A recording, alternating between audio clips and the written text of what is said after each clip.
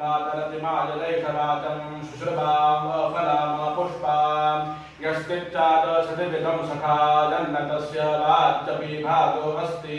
यदि शृणोत्यलकं शृणोति न हि प्रदेत सुकृतस्य पन्थाम् अक्षणवन्तः कर्णवन्तस्तखायो मनोजवेश्वस मातभूवुः आगगना स उपकक्षा स उद्वे हृदायैव स्नात्वा उद्वे दृशे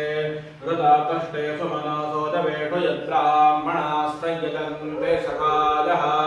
अत्राहतमं विदहुर्वेद्याभिरोह ब्रह्माणो विचरन्तु त्वे इमे येनार्वाङ् न परश्चरन्ति न ब्राह्मणासु न सुते गौरासः तयेते वाचमविपद्य पापया श्रीस्तन्त्रं तन्वते अप्रजज्ञयः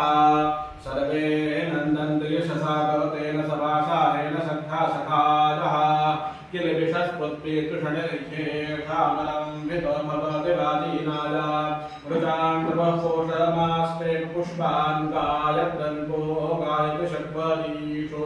ब्रह्मात् वदति दातविद्यां यज्ञस्य मात्रां विधीतविद्वः